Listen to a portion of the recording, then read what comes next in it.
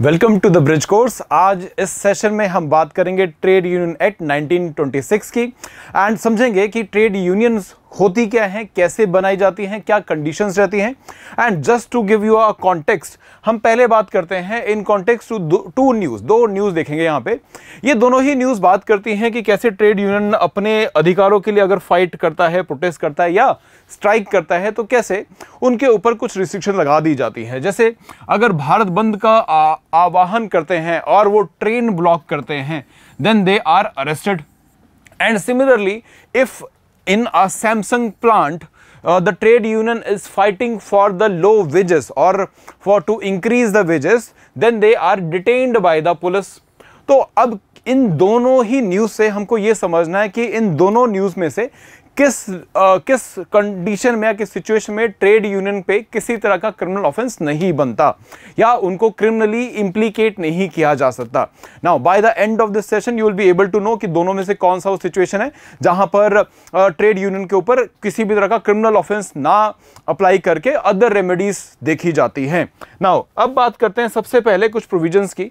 सबसे पहले हम बात करेंगे, देखो जब हम बात करते हैं अबाउट द इंडियन कॉन्स्टिट्यूशन तो आपका आर्टिकल 19 है जो हमें freedom of speech and expression देता है, और उसी में आर्टिकल 19(1)(c) जो है वो आपको फ्रीडम टू फॉर्म एसोसिएशन देता है। इसका मतलब ये कि आप चाहे सिटीजन की तरह कोई एसोसिएशन बनाना चाहें तो बना सकते हैं, एनजीओ बनाना चाहें तो बना सकते हैं, और इसी तरह से कोई सिविल सोसाइटी का मूवमेंट चलाना चाहते हैं तो उसके लिए भी आप एक ग्रुप, एक एसोसिएशन बना सकते हैं। नाउ दो आप हमारा जो कॉन्स्टिट्यूशन है ये हमको 1950 में ये राइट देता है एसोसिएशन बनाने का, लेकिन ट्रेड यूनियन बनाने का जो अधिकार है वो बहुत पहले ही मिल गया था, ब्रिटिश पीरियड में मिल गया था। इसके पीछे भी डेफिनेटली फाइट रही है of our freedom fighters and all. Now उनकी कोशिशों के बाद एक ट्रेड यूनियन एक्ट बना 1926 में, जो इंश्योर करता है कि ट्रेड यूनियंस बनाई जा सकती हैं वर्कर्स के द्वारा अपने इंस्टीट्यूशन के अंदर या अपनी फैक्ट्री या अपनी इंडस्ट्री के अंदर फॉर एनहांसिंग देयर राइट्स और फॉर प्रोटेक्टिंग देयर राइट्स, अपने अधिकारों की रक्षा के लिए एक यूनियन बन सकती है। नाउ जब ये ट्रेड यूनियन एक्ट आया या इस ट्रेड यूनियन के एक्ट के जो प्रोविजंस हैं वो ये इंश्योर करते हैं कि एक ट्रेड यूनियन ना सिर्फ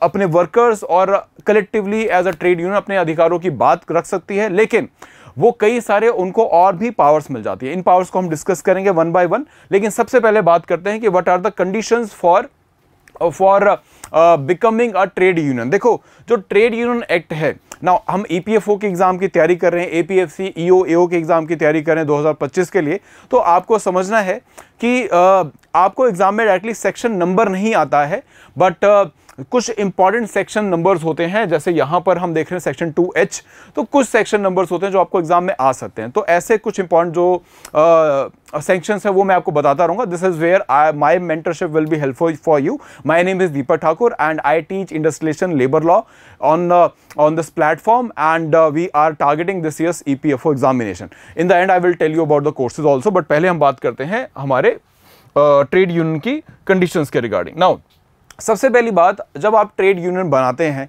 तो वो किसी भी कॉम्बिनेशन की हो सकती है। मैंने स्टार्टिंग में बात किया कि लेबर बना रहा है या एम्प्लॉई बना रहे हैं, लेकिन ट्रेड यूनियन एक्ट जो है वो बात करता है कि इसको किसी भी कॉम्बिनेशन में आप बना सकते हैं, any combination. This is the exact wording of the section 2H।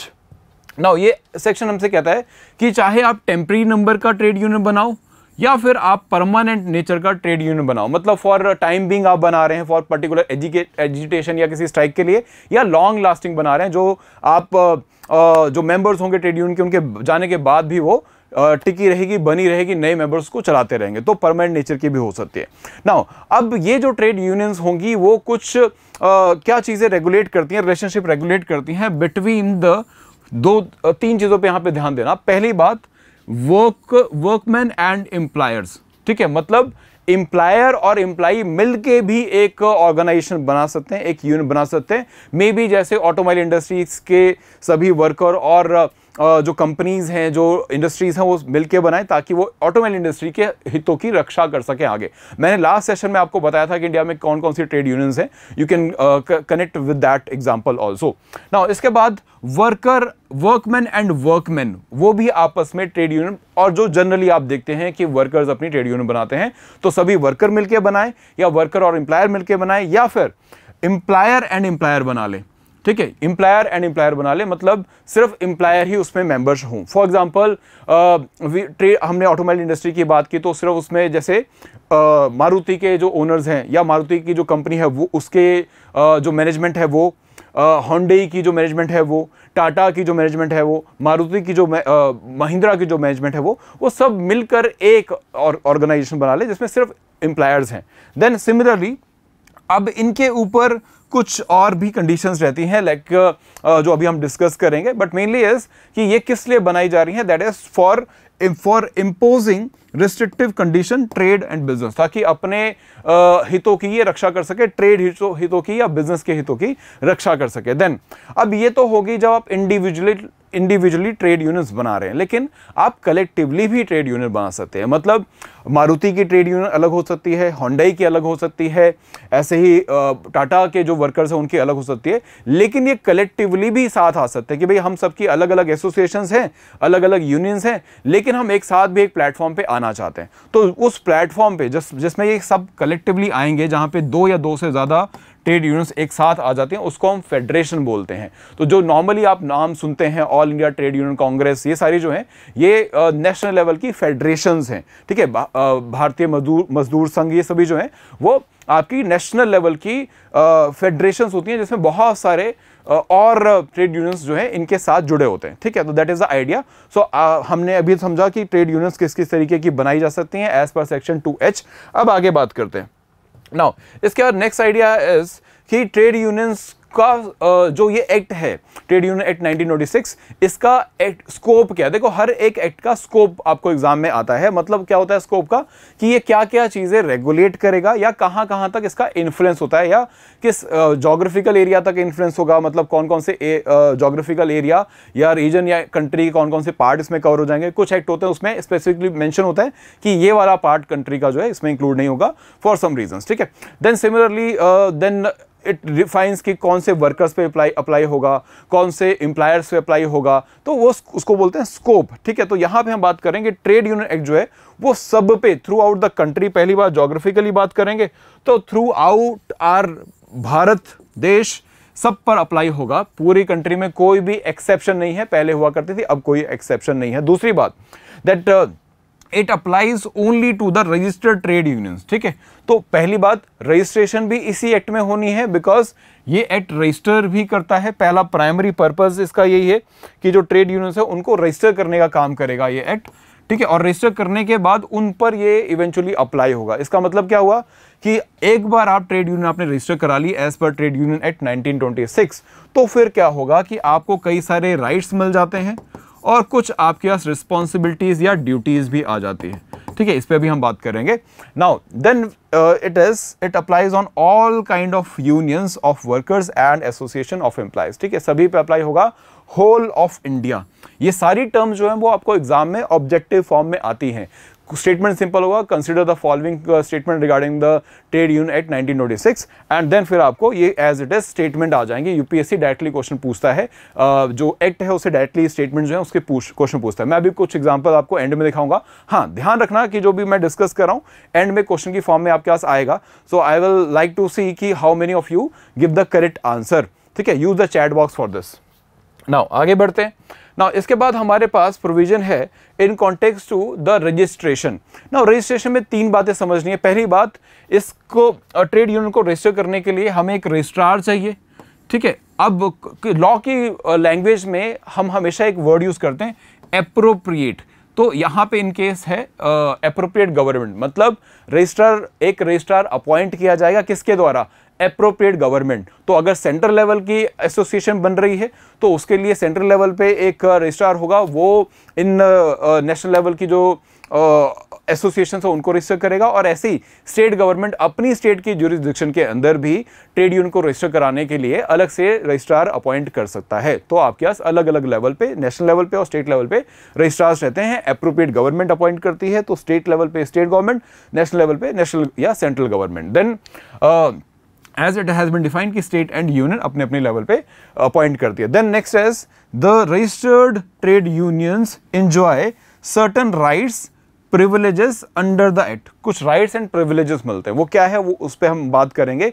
ये राइट बेसिकली कुछ ऐसे हैं कि भाई आपको धमकाया ना जा सके, आप अगर स्ट्राइक पे जा रहे हो तो आपका एम्प्लॉयर पुलिस को बुलाकर आपको जेल ना करा दे, ठीक है, फॉर सम स्पेसिफिक रीजन। ठीक है, वो रीजंस क्या है मैं आपको एंड में बताऊंगा, ताकि हम अपनी स्टोरी को वहां पे एंड कर पाए। नाउ जहां से हमने शुरू किया था, अब आगे बात करते हैं। अब देखो ये बहुत इंपॉर्टेंट प्रोविजन है, इस पे एग्जाम में क्वेश्चन बहुत आता है, that is mode of registration. अब मेरी एक ऑर्गेनाइजेशन है, उसमें मे बी एग्जाम्पल लेते हैं यहां पे। सो वी हैव एक ऑर्गेनाइजेशन है जिसमें मे बी 50 वर्कर्स काम करते हैं। एक ऑर्गेनाइजेशन है जिसमें मान लेते हैं 100 वर्कर्स जो है वो काम करते हैं, और एक ऑर्गेनाइजेशन है जिसमें 2000 वर्कर्स जो है वो काम करते हैं। ऐसी ऑर्गेनाइजेशंस हैं, अभी हम देखेंगे। So you are having that kind of organisations, ठीक है। तो ये वर्कर्स हैं, total workers in those organisation. Now अब कंडीशन क्या है रजिस्ट्रेशन की? देखो, अगर 2-4 लोग डिसाइड करते हैं कि भाई हम चल के यूनियन बनाते हैं, तो इस तरह से बहुत सारी यूनियंस हो जाएंगी, उनको मैनेज करना बहुत डिफिकल्ट होगा गवर्नमेंट के लिए भी, एंड प्लस जो मैनेजमेंट है उस फैक्ट्री की, मान लेते हैं मारुति की, उनके लिए भी डिफिकल्ट हो जाएगा, because Maruti is a big company है, they have many factories, many industrial areas, in many industrial areas, so they need to they can not talk to any trade union, ठीक है। तो गवर्नमेंट ने इसको थोड़ा सिंप्लीफाई करने के लिए यहाँ पे 3 कंडीशंस रखी हैं, ठीक है, इस बात को ध्यान से समझना, ठीक है। तो एक नंबर है, पहली बात, जब भी कोई ट्रेड यूनियन रजिस्ट्रेशन के लिए अप्लाई करती है रजिस्ट्रार ऑफिस में, तो सबसे पहली बात उस यूनियन से या जिस फैक्ट्री से या जिस इंडस्ट्री से वो आ रहे हैं, वहां से एटलीस्ट 7 लोग, मिनिमम 7 इंडिविजुअल्स जो हैं वो अप्लाई करें फॉर द रजिस्ट्रेशन, ठीक है। वो मेंबर होने चाहिए ऑफ दैट फैक्ट्री, जिस फैक्ट्री की आप ट्रेड यूनियन बनना चाहते हैं, ठीक है। तो पहली कंडीशन यहां पर ये है, that is at least 7 members who are part of that establishment applies, ठीक है। समझ गए बात? मिनिमम 7 चाहिए, ठीक है। अब इसको मैं आगे इन एग्जांपल्स के थ्रू भी समझाऊंगा, आगे की कंडीशंस पहले आपको इलैबोरेट कर देता हूं। सेकंड इज, एक कंडीशन तो ये कि मिनिमम 7 मेंबर्स जो हैं वो अप्लाई करें मेंबरशिप के लिए, और दूसरी कंडीशन ये है कि एटलीस्ट 10% मेंबर्स जो हैं वो एम्प्लॉयड होने चाहिए उस एसोसिएशन में, ठीक है। उस एसोसिएशन या उस ऑर्गेनाइजेशन में, नॉट एसोसिएशन, उस ऑर्गेनाइजेशन में या उस फैक्ट्री में या उस इंडस्ट्री में 10% वर्कर्स जो हैं वो एम्प्लॉय होने चाहिए उस ट्रेड यूनियन से जुड़े हुए। मैं इसको अभी और सिंप्लीफाई करूंगा विद एग्जांपल। या फिर या तो 10% मेंबर्स हों जो कि ऑलरेडी इस फैक्ट्री में काम कर रहे हैं, या फिर मिनिमम एटलीस्ट 100 हों, ठीक है। तो 3 कंडीशंस यहां पे हमारे पास है, मैं इसको सिंप्लीफाई करके आपको समझाता हूं। देखो, मान लेते हैं कि एक 50 लोगों की एक फैक्ट्री है जहां पे 50 वर्कर्स काम करते हैं, तो इसमें 2 कंडीशंस लेते हैं। एक है 5 लोग अगर अप्लाई करने चले जाएं तो क्या उनको मेंबरशिप मिलेगी, और दूसरी कंडीशन है अगर 7 लोग मेंबरशिप के लिए अप्लाई करते हैं तो क्या उनको मेंबरशिप मिल जाएगी, या वो अपने आप को ट्रेड यूनियन की तरह रजिस्टर कर पाएंगे। तो पहली कंडीशन पे आते हैं, अगर 5 लोग ही गए, तो हमारा जो पहला क्राइटेरिया था कि मिनिमम टू मिनिमम जो है वो आपके 7 वर्कर्स जो हैं वो जाने चाहिए फॉर 7 मेंबर्स या वर्कर्स ऑफ दैट एस्टेब्लिशमेंट जाने चाहिए फॉर द रजिस्ट्रेशन। तो मतलब ये वाला क्राइटेरिया तो फुलफिल नहीं हुआ हमारा, क्योंकि हमारे 5 लोग जा रहे हैं, 7 नहीं जा रहे, ठीक है। सो यहां पे हमारे पास 7 जा रहे हैं, तो अगर आप 7 लोगों का ग्रुप जा रहा है for the registration, then you will be registered as a trade union, ठीक है। फॉर सिंप्लीफाइड प्रोसेस में आपको बता रहा हूं, इसमें कुछ और भी चीजें एड अप होती हैं। तो इसका मतलब है अगर 50 लोगों की फैक्ट्री है तो 7 मिनिमम लोग जो हैं वो जाने चाहिए फॉर द रजिस्ट्रेशन। नाउ इसके अलावा हमारी सेकेंड कंडीशन थी कि एटलीस्ट 10%। तो अगर हम यहाँ पे कंडीशन लें एटलीस्ट 10% की, तो हमारे पास मिनिमम 5 वर्कर्स की कंडीशन थी। तो फाइनली हमने ये कंडीशन भी फुलफिल कर दी कि मिनिमम 10% वर्कर आए हैं रजिस्ट्रेशन के लिए, ठीक है। सो मतलब मैं आपको रजिस्टर कर लूंगा, ठीक है। मेरी जो थर्ड कंडीशन है 100 मेंबर्स की, वो तब अप्लाई होती है कि अगर मेरे पास 10% का क्राइटेरिया नहीं मैच हो रहा है, लेकिन 100 वर्कर्स मेरे पास हैं, ठीक है, जो हमारे थर्ड वाले सिचुएशन में आएगा, अभी आप समझ जाएंगे। तो इस सिचुएशन में मैं आपको रजिस्टर कर रहा हूं, ठीक है। 5 वालों को मैंने इस क्राइटेरिया से तो फेल आउट कर दिया था, बिकॉज मिनिमम 7 तो चाहिए, लेकिन अब मेरे पास 10% जो है वो बन रहा था 7, बट मेरे पास वो बन रहा था 5, बट मेरे पास 7 है, तो मैं रजिस्टर कर लूंगा। पहली कंडीशन क्लियर होगी, ठीक है। मैं तीनों एग्जांपल से समझा रहा हूं ताकि बिकॉज इससे बहुत क्वेश्चन एग्जाम में आते हैं, आपको क्लियर हो जाए। नाउ दूसरे पे आते हैं। Now next we have 100 workers का एक एसोसिएशन, 100 वर्कर की एक ऑर्गेनाइजेशन, जिसमें से एक कंडीशन है कि 9 लोग गए, मैं आपको एग्जाम्पल के थ्रू समझाना चाह रहा हूं, और दूसरा है कि 10 लोगों ने अप्लाई किया। नाउ अब आप मुझे बताओ कि you will 9 people will be able to और will be eligible to register themselves as union, ठीक है। The answer is, you right, it is no. क्यों? बिकॉज अब आपका जो मिनिमम 7 वाला क्राइटेरिया था वो तो फुलफिल हो रहा है, लेकिन जो नेक्स्ट क्राइटेरिया था 10% का और 100 वर्कर का, इन दोनों में से हम देखते हैं कि 10% वाला अप्लाई हो रहा है कि नहीं हो रहा। तो 100 का 10%, 10, तो मतलब 9 वाले भी नहीं कर पाएंगे। बात समझ में आ गई? नेक्स्ट देखते हैं अब 10 वर्कर्स। तो 10 वर्कर्स, इसमें मेरा पहला कंडीशन भी क्लियर हो रहा है, दैट इज 7 वर्कर्स वाला।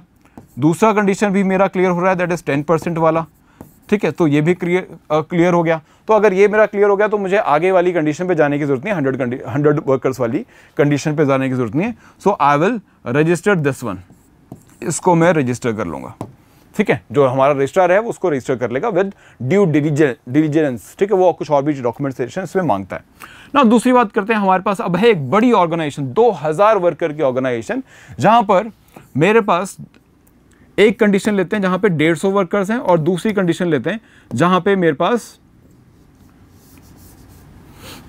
पास मे बी 100 वर्कर्स आ रहे हैं, ठीक है। 100 वर्कर्स और 150 वर्कर्स की दो कंडीशंस यहां पे हम स्पेसिफाई करते हैं। नाउ अब बात करते हैं, या मैं इसको अब बात करते हैं 150 वालों की।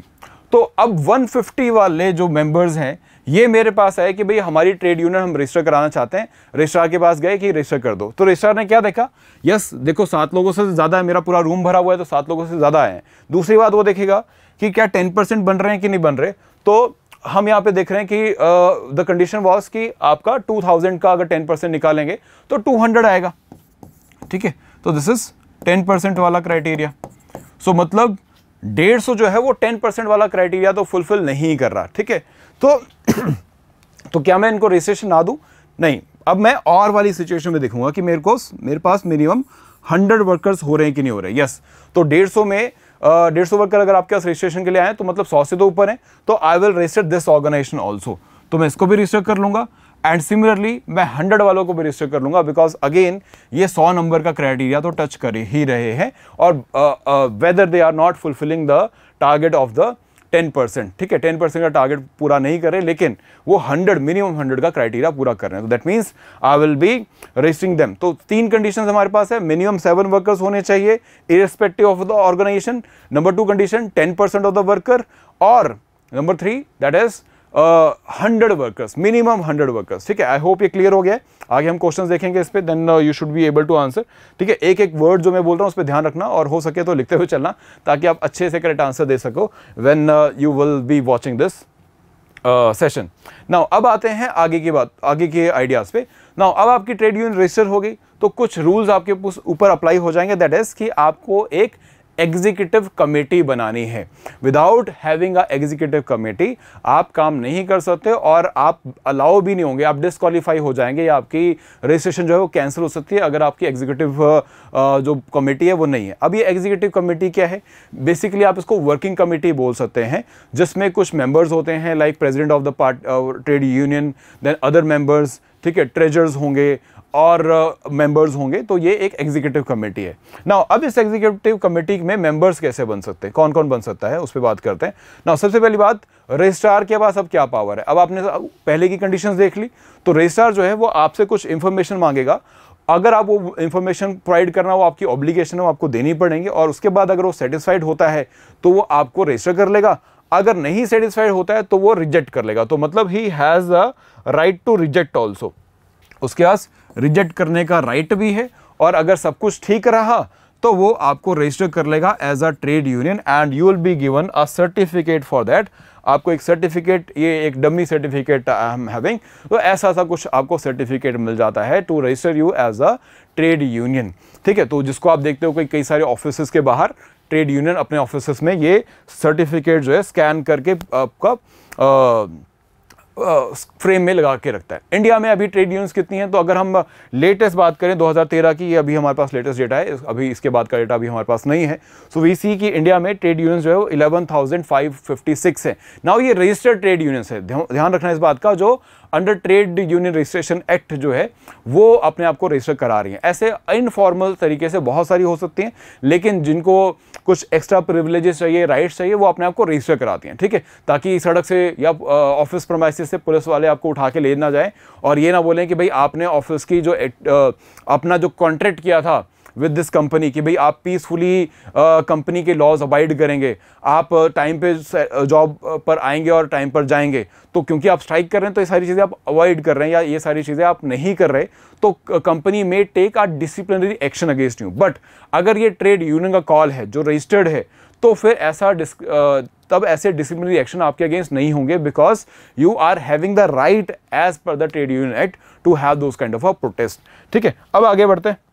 नाउ इसके बाद बात करते हैं about the other aspect, that is जो मेंबर्स होंगे इसमें, जो मेंबरशिप है ऑफ ट्रेड यूनियन, उसमें द कंडीशन है कि 10% मैं रीड कर देता हूं, must at all times should contain at least 10% और 100 workman which ever is less. ठीक है, मतलब जो पहले रजिस्ट्रेशन के टाइम पे कंडीशंस थी वो हमेशा आपको मेंटेन रखनी है। रजिस्ट्रेशन होने के बाद भी ऐसा ना हो कि आपने बस रजिस्ट्रेशन करने के लिए वर्कर को एक साथ लेके आए उसके बाद वो छोड़ जाए, ऐसा ना हो, एंड आप एक जेन्युइन ट्रेड यूनियन की तरह काम करें। इसलिए आपको हमेशा ही जो रजिस्ट्रेशन के टाइम पे कंडीशन थी आपके ऊपर, वो हमेशा आगे के लिए भी अप्लाई होगी, और अगर ऐसा नहीं होगा तो ट्रेड जो आपका रजिस्ट्रार ऑफ ट्रेड यूनियंस है वो आपकी रजिस्ट्रेशन कैंसिल भी कर सकता है। ठीक है, एंड देन अगर आपको ट्रेड यूनियन का मेंबर बनना है तो एज तो 15 साल है। 15 साल क्यों है? Because most of the law जो है गवर्नमेंट के, वो ये बोलते हैं, सेंट्रल गवर्नमेंट के स्पेसिफिकली, वो ये बोलते हैं कि भाई आपको जो मिनिमम रिक्वायरमेंट्स है to work in a industrial sector और in a factory,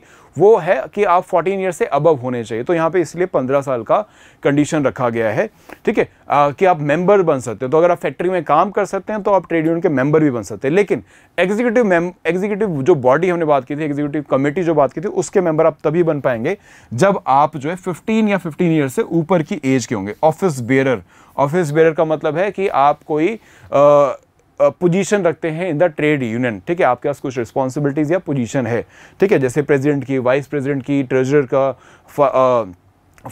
member of finance, इस तरह के आपके पास जो पोस्ट रहती हैं इन द ट्रेड यूनियंस। ठीक है, नाउ नेक्स्ट आते हैं इसके बाद नेक्स्ट, अब देखो बात यह है कि आपको कुछ इम्यूनिटीज भी प्रोवाइड की जाती हैं when you register yourself as a trade union. ये रजिस्ट्रेशन आप करते भी इसीलिए ताकि आपको ये इस तरह के सेफगार्ड्स मिल सके ना, ताकि आपको पुलिस इस तरह से उठा के ना ले सके। ठीक है, अब यहाँ पे देख रहे हो पुलिस उठा के नहीं लेके जा रही, आपको समझा रही है। क्यों समझा रही है? बिकॉज पुलिस नोस कि आप विद इन द फैक्ट्री परमाइसिस हैं, आप कोई रोड नहीं ब्लॉक कर रहे, आप कोई ट्रेन नहीं रोक रहे, आप विद इन द फैक्ट्री परमाइसिस हैं, और आपने पहले ही नोटिस दिया था कि भाई हम स्ट्राइक पर जा रहे हैं, आपने सारा प्रोसेस फॉलो किया है। ठीक है, जैसे इंडस्ट्रियल डिस्प्यूट एक्ट है, वो बोलता है कि भाई आपको स्ट्राइक करनी है तो आपको पहले एक नोटिस देना पड़ेगा।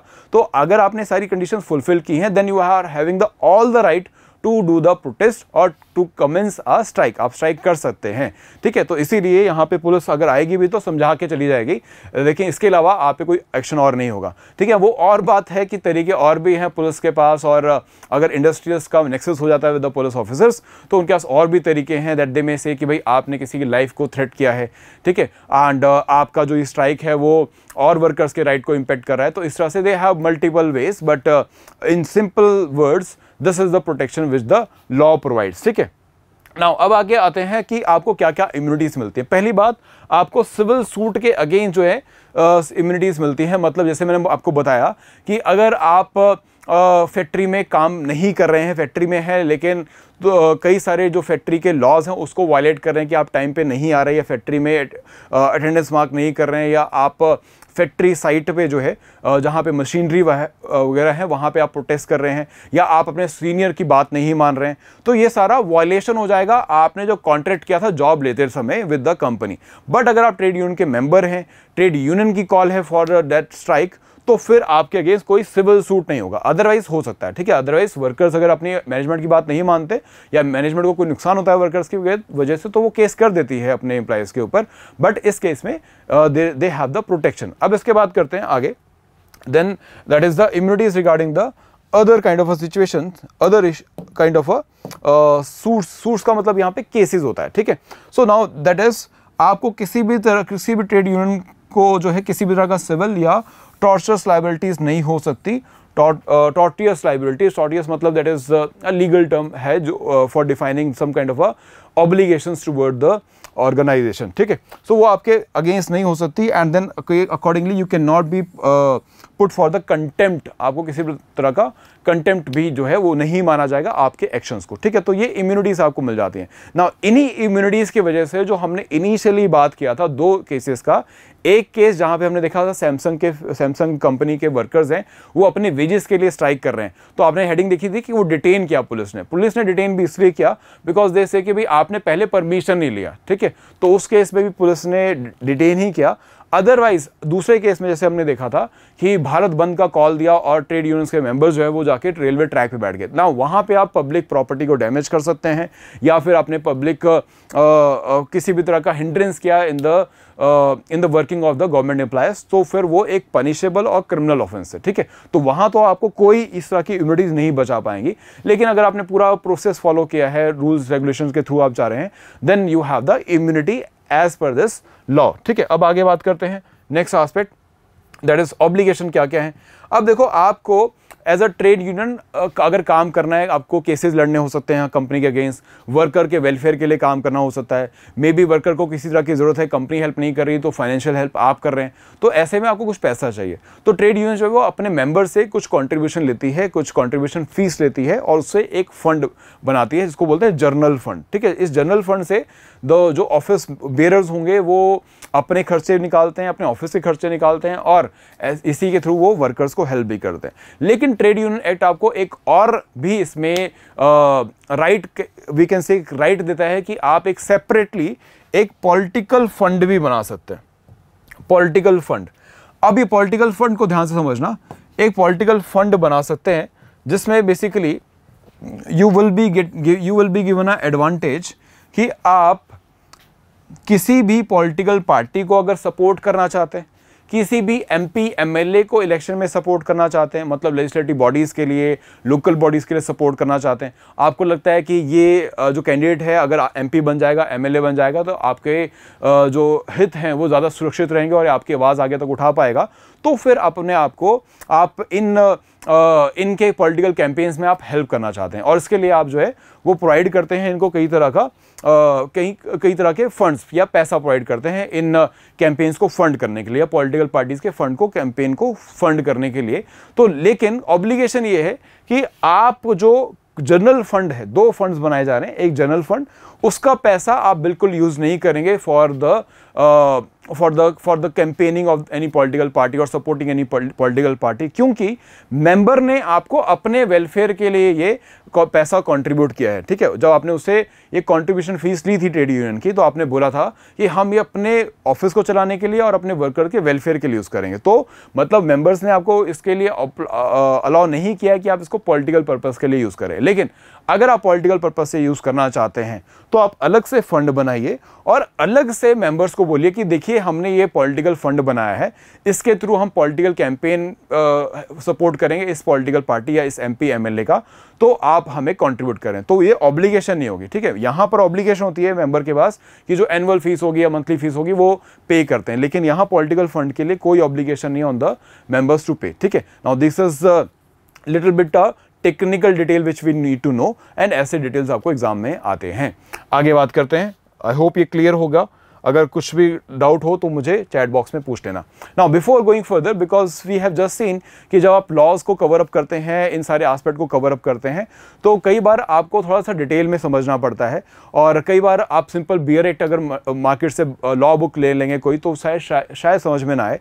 तो we have courses for you. 2 course हैं। एक स्पेशल कोर्स है जिसका पर्पस ये है कि अगर आप किसी वजह से जनरल स्टडीज़ की तैयारी खुद कर रहे हैं या कर चुके हैं, तो आपको, क्योंकि कॉम्पिटिटिव एग्जाम की तैयारी कर रहे हैं, तो सभी में आपने रीजनिंग, इंग्लिश, मैथमेटिक्स और जनरल स्टडीज़ कवर अप किया होगा, लेकिन इंडस्ट्रियल, लेबर लॉ और अकाउंटिंग ये आप नहीं करते। तो उसको कवर अप कराने के लिए हम we are having a special course. ये special course, special subject course आप अवेल कर सकते हैं, जिसमें ये सभी सब्जेक्ट हम कवर अप कराएंगे, and I will be teaching you the industrial, labour law, social security part. ठीक है, मैं दीपक ठाकुर आपको टीच करूंगा।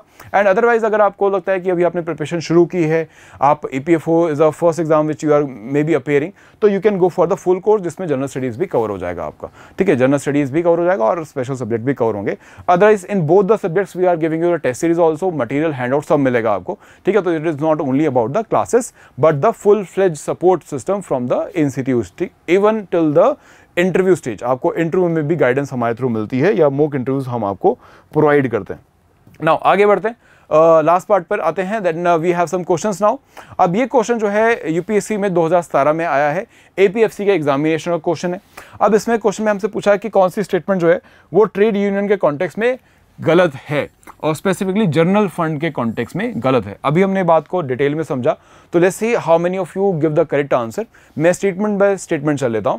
So here first statement is the conduct of trade union, the conduct of trade union on the behalf of the trade dispute, the conduct of trade dispute on behalf of the trade union or any member। मतलब members के behalf पर या trade union के behalf पर अगर आप किसी तरह के ट्रेड डिस्प्यूट में इन्वॉल्व हैं, उसको फंड करने के लिए क्या आप जनरल फंड यूज कर सकते हैं? यस, बिकॉज ये लेबर वेलफेयर का काम है। तो ये स्टेटमेंट तो हमारी करेक्ट है। सेकेंड स्टेटमेंट हमारी है, that is compensation of the members for loss arising out of trade dispute. ठीक है, किसी भी तरह का ट्रेड डिस्प्यूट में अगर लॉस हो जाता है ट्रेड यूनियन को, तो उसको कंपनसेट करने के लिए भी वो जनरल फंड का पैसा यूज कर सकते हैं। यस, ये भी करेक्ट है। देन इसके बाद नेक्स्ट हमारे पास स्टेटमेंट है, that is maintenance of any person who is a member of legislative body. यहाँ पे मतलब MP MLAs की बात हो रही है, कॉन्स्टिट्यूट अंडर द कॉन्स्टिट्यूशन और एनी लोकल अथॉरिटी। तो क्या मेंटेनेंस ऑफ एनी पर्सन जो पॉलिटिकल पार्टी से एसोसिएट करता है या कोई पॉलिटिकल पोजीशन रखता है, तो क्या जनरल फंड वहां पर भी यूटिलाइज होगा? अभी हमने समझा कि ऐसा नहीं है। ठीक है, इसके लिए आप जनरल फंड यूज नहीं कर सकते, इसके लिए अलग से एक स्पेशल फंड बना है जिसको हम पॉलिटिकल फंड बोल रहे हैं। ठीक है, तो पॉलिटिकल फंड जो है वो आप यूज कर सकते हैं, लेकिन आप जनरल फंड यूज नहीं कर सकते। ठीक है, सो अब हमें आगे जाने की जरूरत नहीं है। C is our answer because हमसे इनकरेक्ट पूछा था। ठीक है, तो this is the question we have in 2017। अब आगे बढ़ते हैं, एंड एक प्रैक्टिस क्वेश्चन मैं आपको भी दे रहा हूं। आई होप इसको बहुत इजीली आप अटेम्प्ट करेंगे और सॉल्व कर लेंगे। You can go through the question, through the screenshot भी ले सकते हैं इसका, एंड फिर इस वीडियो के जो चैट बॉक्स है और इस वीडियो का जो कमेंट सेक्शन है, वहां पर आप इसका आंसर दीजिएगा। I always read all the students comment and questions. So कोई भी क्वेरी क्वेश्चन आपका इसके अलावा हो तो मुझे पूछना। And to enroll yourself into our courses, I have already shared the contact number in the description। तो मेरा नाम है दीपक ठाकुर। अगर आप स्पेशल कोर्स में अवेल करना चाहते हैं या स्पेशल कोर्स में इनरोल करना चाहते हैं और मेरी पर्सनल गाइडेंसशिप में आप इस एग्जाम की प्रिपरेशन करना चाहते हैं, इंडस्ट्रियल लेबर लॉ की प्रिपरेशन करना चाहते हैं, so enrol for the special course which includes your test series and handouts, material and live classes also. Recorded classes भी मिल जाएंगी। क्लास का मोड सेम रहेगा जैसे मैं अभी हम डिस्कशन कर रहे हैं, and otherwise you have the full course also. ठीक है, नेक्स्ट टॉपिक में द ब्रिज कोर्स में हम मिलेंगे with the very very important topic, that is industrial disputes and the redressal mechanism in India. पहले हम इसका ओवरऑल आइडिया देखेंगे और उसके आगे हम इंडस्ट्रियल डिस्प्यूट एक्ट को भी कवर अप करेंगे। ठीक है, it's a very important session. अगर आपने इस ब्रिज कोर्स के कोई भी वीडियो अभी नहीं कवर अप किए तो सारे फटाफट से कवर अप कर लो, because now we will be covering all the important laws which is important for the EPFO. अगर full course चाहिए then you can avail through this session, through this the link given in the description box. ठीक है, thank you so much.